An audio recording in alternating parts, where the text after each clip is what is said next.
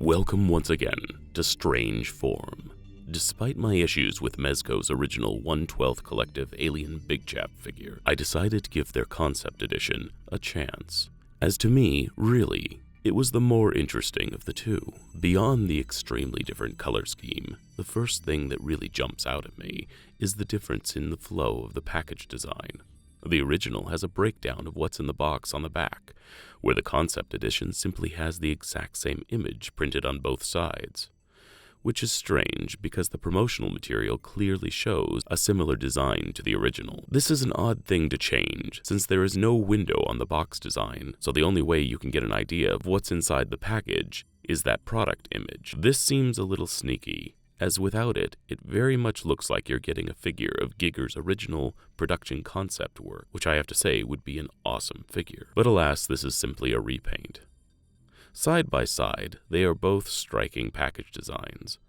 It's just as a collector, I would like the real estate on both sides to sport something different. But it's not a deal breaker, just something to point out. Now at this point, I would usually take out my fancy knife and do a little trick and break the seal.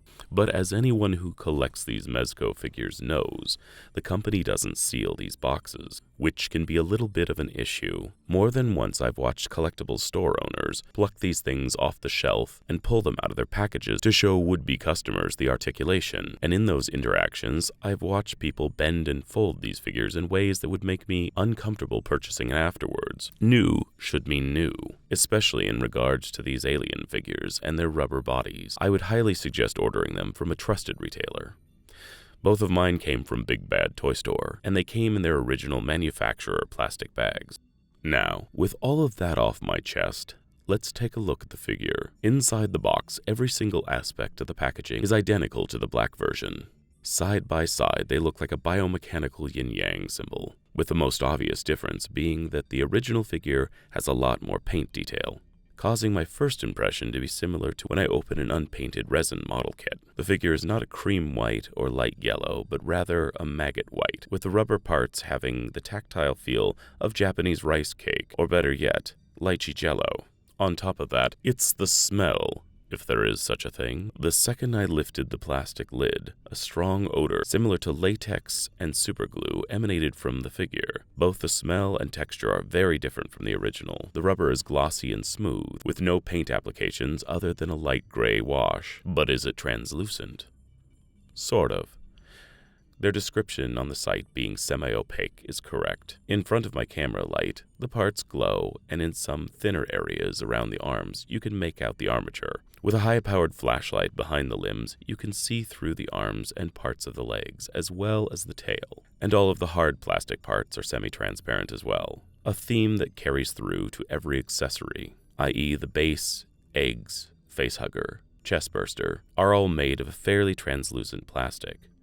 More so than the figure itself. The hands and feet look almost like old ivory, which is something that Mezco should remember if they ever decide to get around to an Alita Battle Angel figure. But if you are expecting transparent plastic along the lines of the NECA concept figure or the 3-0 Sill species figure, you are going to be disappointed. Even with a flashlight pressed up against the figure, it's difficult to see any transparency at all. On the shelf, the figure is simply going to look like a white alien, and because they frosted the inside of the dome, even the skull is almost impossible to see. This is one of those few figures where the accessories look more interesting than the main event. As I said before, everything got the transparent treatment. From the eggs to the branded stand, they went hog wild on clear plastic. With light directly on the eggs, they look almost holographic, and the light pink highlights are surprisingly grotesque. The two facehuggers and the chestburster look more like the shed or molting of an insect than the proper creature from the film, but it does change the general feel of the creature, and this is exactly what Mezco set out to do. The paint and wash on these accessories isn't meticulous by any means, but at least it's unique. The extra chest plate with the noodle sticking out isn't any more functional or sensible than it was with the original figure, and I don't know why the change in the alien creature design would also change the harpoon cable. But it's there if you want to create a scenario where the creature was impaled by an overcooked rice noodle. The inner mouths are all completely transparent with a little bit of reddish brown wash settling into the nooks and crannies. I usually like to assume that the audience knows quite a bit about the properties in question, and thus I will gloss over some of the more obvious aspects. But I probably should touch on why this figure even exists. It was discovered in Giger's diary that the original Big Chap was going to be almost completely translucent, something that was later tried with greater success in the film Species. Unfortunately, the special effects crew for the 1979 film couldn't get the costume to work. It was too brittle, difficult to light, showed too many of the flaws, and didn't look right on the actor. So the concept was scrapped in favor of the dark and brooding Big Chap we all know and love today. Over the years, a few companies have taken a stab at reimagining the Star Beast in its original form, from the ivory-colored alien pile statue to the Revoltech Big Chap figure, and all the way to the never-ending Super 7 kaleidoscope of recastings. Several companies have taken a swing at doing something a little different, but it was NECA who really produced something that was close to the unused concept costume. On the right, the concept figure based on the remnants of the test suit that was found a few years back and put on auction. And on the left, the transparent concept figure that is supposed to be reminiscent of H.R. Giger's airbrush look. NECA's proportions may be a little bit off, but they really were trying to reproduce the look and feel of the concept costume. Mezco, however, is not. Unfortunately, this is a cash grab. It's an unpainted figure cast in a different color to get you to spend more money, at least more than you should on a chase variant. It's one of the worst ways that companies prey on collectors. They know that we have a weakness for being completionists. We own and watch films we don't like. We buy entire sets when we only like one or two in the line, and so on. And this figure is a way of exploiting that compulsion. This is a cheap minimalist reissue with a misleading picture on the box, repackaged and sold at a higher retail price than the original. An original that actually has a fairly good paint scheme, and this doesn't look like the original concept costume at all. It looks like a fake ivory trinket that you would find at a head shop, nestled between a wood incense burner with a panther on it, and a giant poorly painted dragon holding a crystal of some sort. And the lack of any paint application exposes a lot of flaws with the figure, such as the giant seam running down the middle of the face. Paint actually hides a myriad of sins, and implies quite a bit of detail on a soft figure. Now, if this figure was about $65 to $80, I would say great, go for it.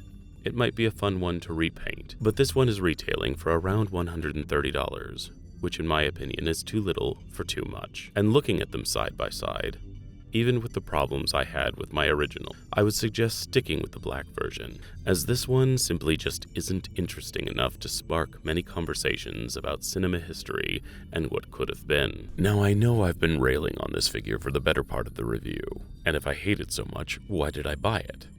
Honestly, 3 reasons. 1. I got the feeling that every review of this thing is going to be the thing plunked down on a turntable, and then someone reiterating the same couple of positive notes for around 15 minutes. These reviews rarely answer my questions, as in, is it translucent? Is the quality improved from the original? And what is the paint scheme like close up? Often things get missed in unscripted reviews. The second reason, sometimes we all get caught up in our own positive bias. I bought it, I spent money on it, it must be great. I tend to be forgiving of things that accomplish a lot of value for a small price tag, and ultra-critical of things that overpromise and underdeliver. Over the years, Mezco has released many amazing figures in all sorts of formats, but recently I've noticed that their quality has been waning a little bit. If no one holds their feet to the fire, we will all just keep getting the same treatment. So I hope this review makes you feel that you've really gotten a good look at what's in the box, and maybe stops a few of you from buying this figure just to complete a collection, or out of curiosity. If I can save one person a bit of disappointment, then I feel the entire video was worthwhile. And on the flip side, if you watch this video and say, I really love the figure despite all of the criticism, awesome. As long as your eyes are open, no one should stop you from liking what you like. And third, all of you. The channel might be small right now, but between here and my Instagram page, I believe that a great community is being built, and I have enjoyed talking to many of you. After my review of the first Mezco Big Chap, I had quite a few requests for this one, so here it is. All complaints aside, though, the Mezco figure did solve one problem for me. The original had a black inner mouth, which is not film accurate, and the inner mouth for the concept version actually looks much more at home on the original. That's an expensive fix though, where 60 cents of paint would probably do just fine. But if you do want to own both, this has increased your display options. If you liked this episode, please share, like, comment, and subscribe. And remember, never stop collecting.